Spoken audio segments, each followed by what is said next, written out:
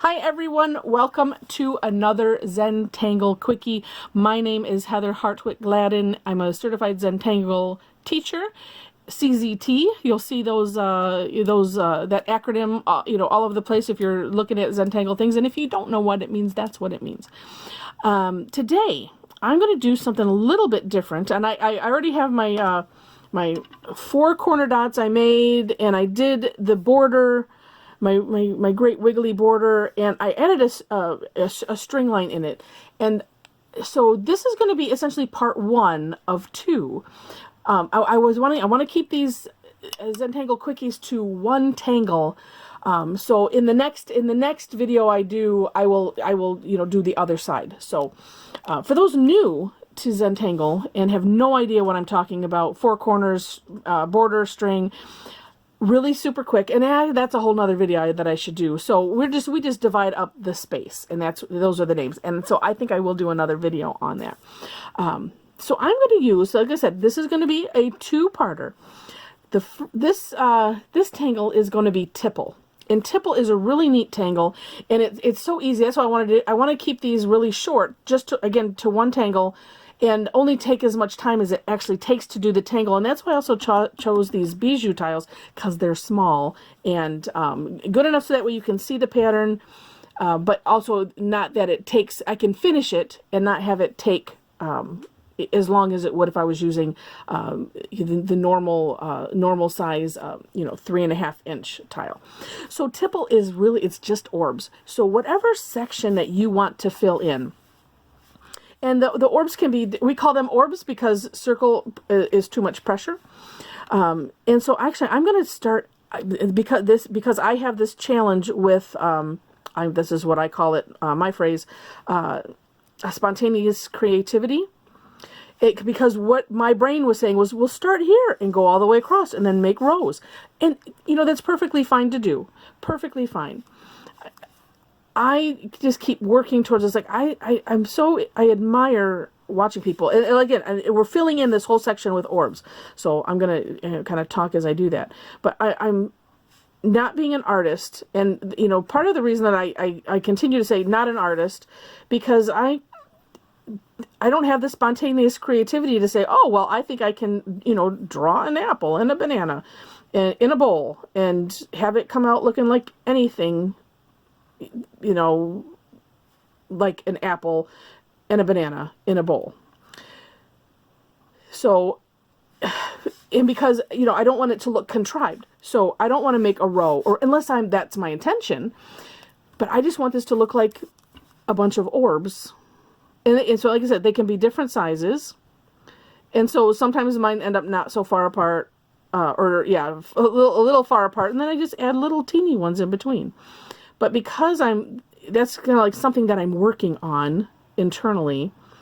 So that's why I will start things in the middle, and I might add like orbs, depending on the tangle. I might add things, throughout and then fill in. So that way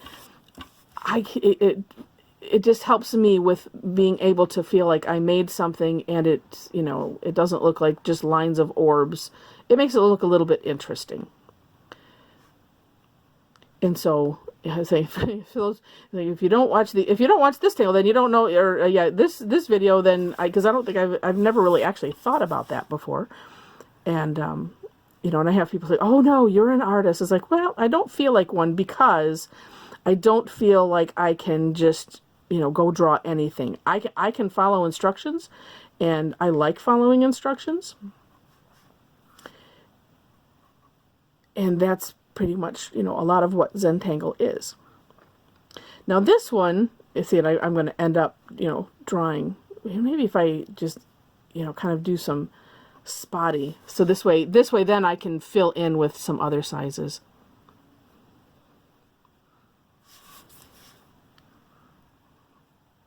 Looking, it's like, I'm going to end up drawing a whole line up the top anyway.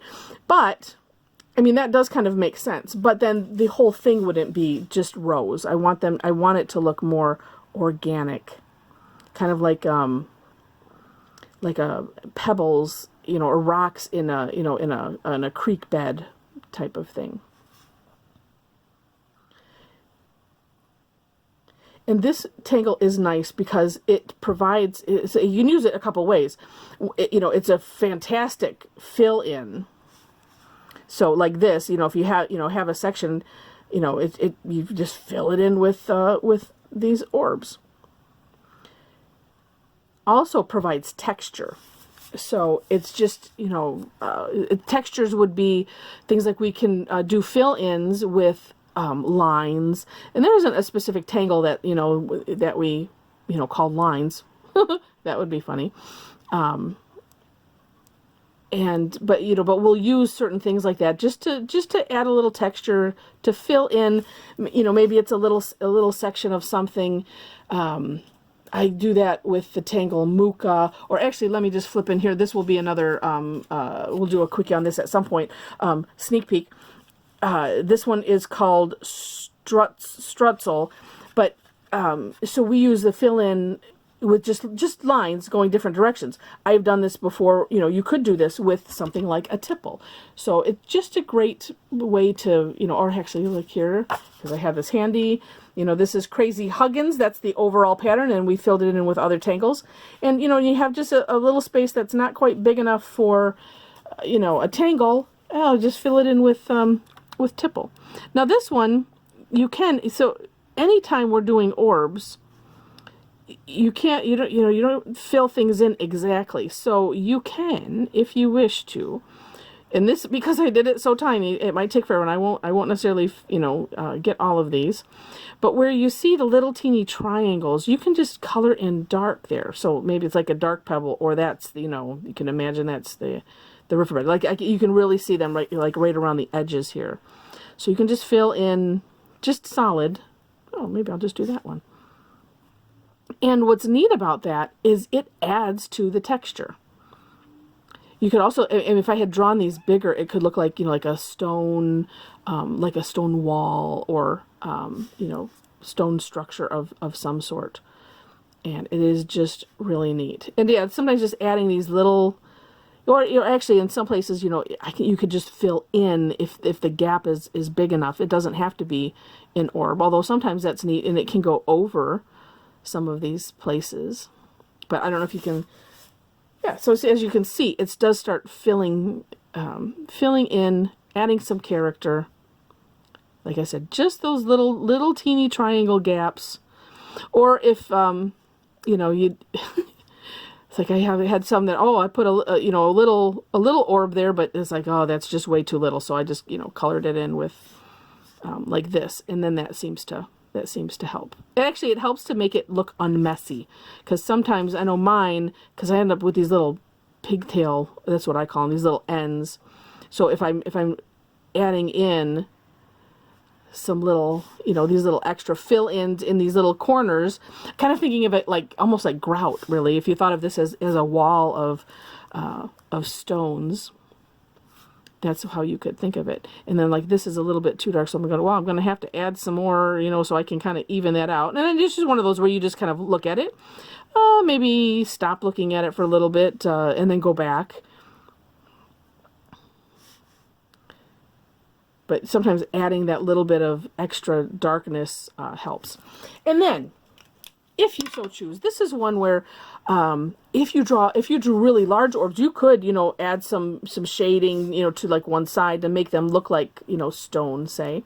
But this one, I'm just going to shade the whole section. And that's the way I've seen it in the step outs from, this is actually, and I've neglected to mention, this is a pattern from Zentangle, from the folks at Zentangle Inc.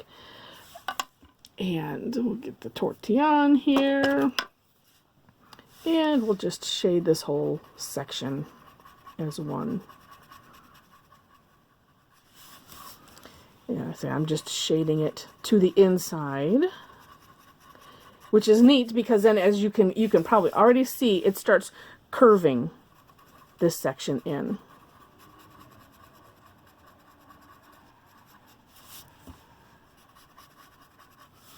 And I suppose if you had, however you felt like it, you could probably, if you wanted to, like this, I did the overall pattern, depending on your shape size, you could, probably, add, like say, if I added a line of graphite right there in the middle, or, if it's a bigger section where you could have rows, so then it could look like it's ripply. That is just up to your imagination, knowing that when we add dark, it's a matter of the dark kind of pushes things down, and especially when you have a nice gradient, then it kind of curves it at the same time. You can add more graphite. I always like to start light and then add some if I feel like it needs to have some more.